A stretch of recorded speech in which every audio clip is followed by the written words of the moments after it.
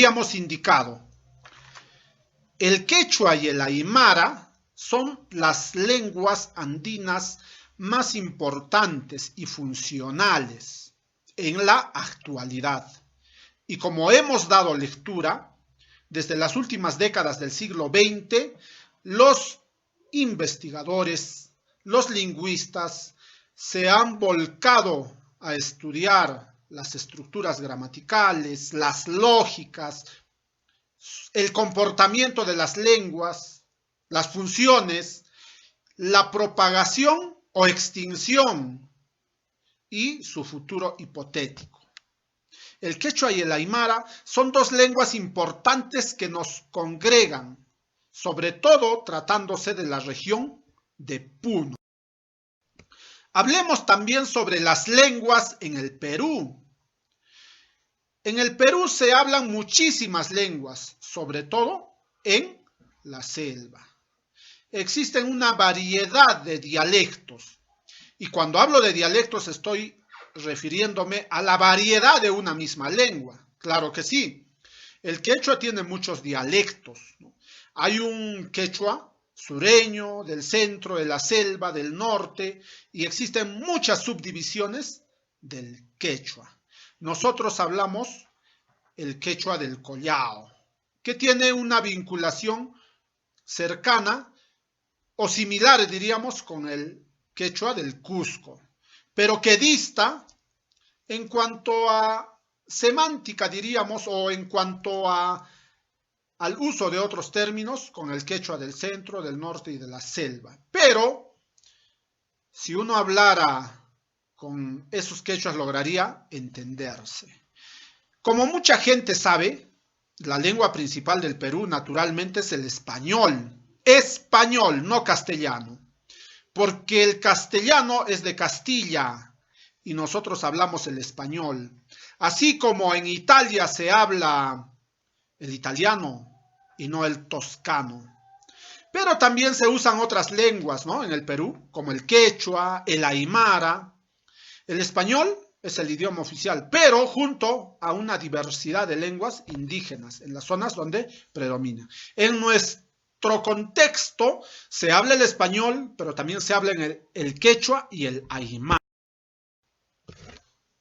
Las lenguas oficiales en el Perú están repartidas, ¿no?, en distintos lugares, pero las que más predominan son el español con el 82%, el quechua con un 13% y el aymara con un 1.7% a nivel nacional. Hay cerca de 4 millones de hablantes que hablan el quechua en el Perú, valga la redundancia. Existen numerosos dialectos del quechua, como el Cusco, Arequipa, Ayacucho y sus respectivos dialectos. El aymara es hablado por cerca de 500.000 de habitantes. ¿Cuáles son las características del quechua y del aymara? Debemos indicar que el quechua y el aymara son lenguas aglutinantes. ¿Y qué es una lengua aglutinante? Es aquella en la que las palabras se forman, uniendo monemas independientes. Las palabras de este tipo de idiomas están constituidas por masas de lexemas y afijos, cada uno con un significado referencial o gramatical bien definido. En lo que concierne al quechua y al aymara, los afijos son exclusivamente sufijantes o sufijos, diríamos. El idioma quechua y aymara es sufijante porque se incorporan muchos sufijos a una palabra base o raíz. Para que tengamos claridad en lo que hemos manifestado, vamos a realizar la aglutinación pluralizante, es decir, desde el punto de vista del número, del plural. Por ejemplo, en el quechua, en cuanto a los pronombres personales, se dice noca o ñoja, si prefieren, ¿no? Significa yo. Y en aymara se dice naya. En quechua, el pronombre personal tú significa han, y en aymara juma. Y en quechua el pronombre él o ella es pai, y en aymara es jupa, ¿no? Y cuando nosotros decimos cuando nosotros decimos es sufijante, significa que a la palabra singular en el quechua, noja o ñoja, le vamos a aumentar un sufijo que es ico, iku, ¿no? Entonces podemos decir nojaiku. Esta palabra nojaiku es plural, significa nosotros, pero es excluyente. En el quechua hay dos nosotros, ¿no? El nojaiku y el nocanchis, o nocanchij, ¿no? El nojaiku es excluyente, es decir, solo nosotros y ustedes no. ¿Me entienden, verdad? En cambio, en el nocanchij o nocanchis es incluyente, significa todos nosotros, ¿no? Lo mismo sucede en el aymara. En el aymara podemos observar un nosotros, que es el plural, ¿no? Que surge del singular. Naya, nayanaka, ¿verdad? El sufijo en el quechua sería iku o anchik, ¿no? En cambio, en el aymara sería naka, ¿verdad?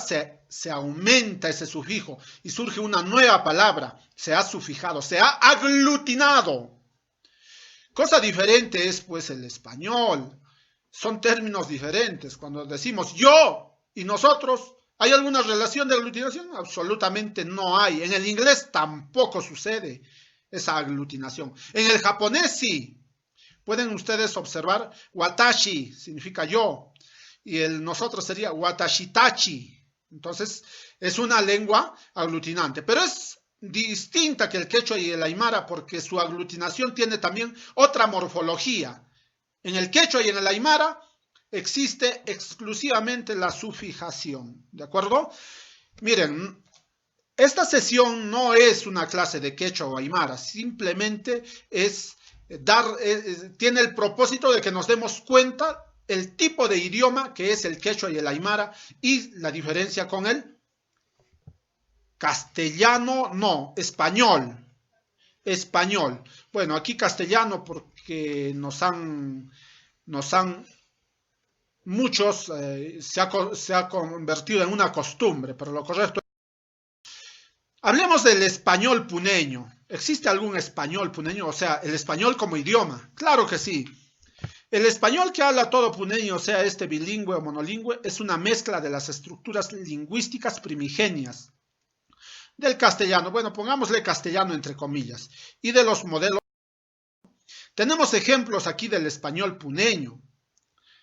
Estos ejemplos son: nosotros hablamos así, de este modo en Puno.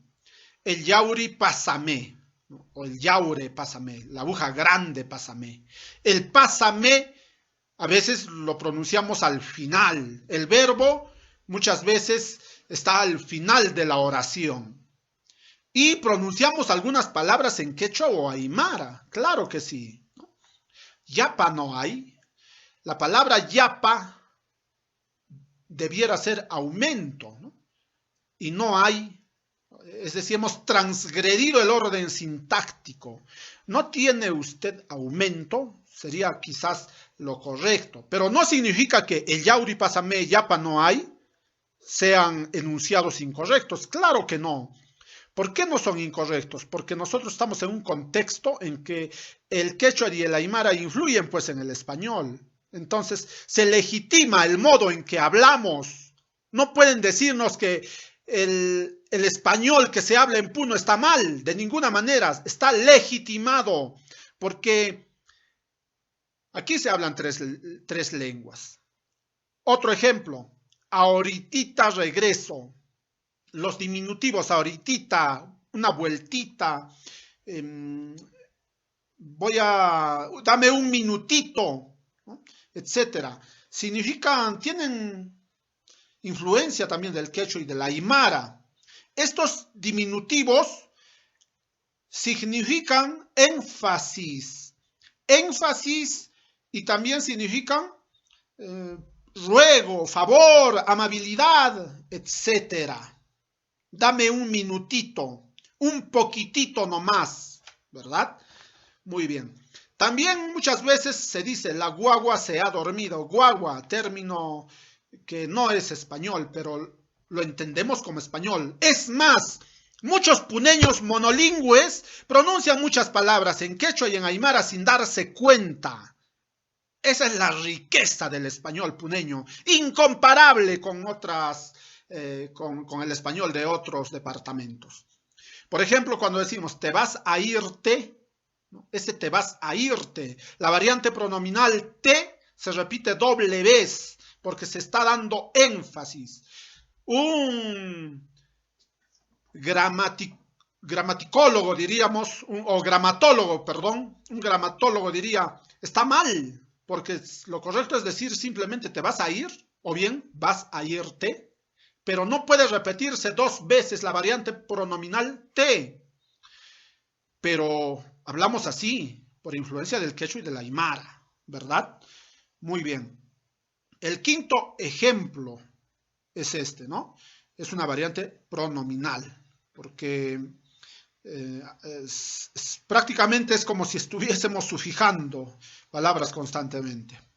En el sexto ejemplo se observa una clara muestra de que el género en quechua y en aymara no tiene que ver con la variación morfemática española. Claro que no. Muchas veces se dice, la poema de Vallejo es hermoso. Bueno, la poema de Vallejo es hermoso. En el quechua no existe, pues, no existen artículos que obedezcan al género. Y muchas veces se dice, no, pues, estás transgrediendo las normas gramaticales del español. No se dice la poema, se dice el poema, ¿no? En el siguiente ejemplo, está lloviendo, ¿no? También es otro ejemplo claro. Muchas veces existe confusión de la I por la E, de la U por la O. Esta confusión se justifica, porque tanto en el quechua y en el aymara existen solamente tres vocales, A y U, aunque los lingüistas quechuas del Cusco nos dirán que no. Por esta razón del trivocalismo, el andinohablante prefiere decir UA antes que voy a, se ha iu antes que se ha ido, ¿verdad? En el octavo ejemplo podemos apreciar algo muy interesante cuando decimos, queridos hermanos, los saludo con mucho entusiasmo. Bueno, esto ya se ha generalizado en muchos lugares, inclusive en zonas donde no se ha legitimado, podríamos decir, el quechua y el aymara, ¿no? El loísmo y el leísmo, la diferencia. Nos estábamos pasando del ejemplo de está lloviendo, ¿no? Ya habíamos indicado que no sé si está lloviendo, sino lloviendo, pero la elle, quería hablar de la elle. En estos tiempos de extrema modernidad, aquí en Puno mismo ya se está perdiendo la diferencia entre elle y ye. Muchos dicen lloviendo, con ye de yo-yo. Pero antaño, les hablo de hace 20, 30 años, existía una clara diferenciación entre la elle y la ye. Porque se dice llave y no se dice llave. Llave y no llave, ¿no? Existe una clara diferenciación. Bueno, hay muchos otros ejemplos más, pero todo esto no significa que haya error. Y tampoco estamos haciendo apología a hablar mal, claro que no. Al contrario, se dice o decimos que se debe hablar correctamente el español, debe hablarse correctamente el quechua y debe hablarse correctamente el aymara. Todo ciudadano debe hacer el esfuerzo por hablarlo bien, pero si no puede todavía, tiene que esforzarse, tiene que poner parte de sí mismo para que logre pronunciar adecuadamente las palabras.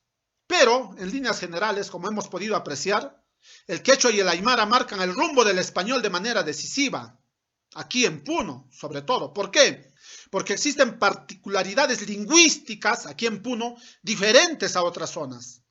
Pero muchas veces estas particularidades son entendidas de manera peyorativa a este español andinizado y nos dicen es un español motero o moteroso. Pero no es así. Es más bien un dialecto bien cimentado, con reglas específicas, con un ámbito de uso bien extendido, razón por la cual debe ser respetado y estudiado y sistematizado.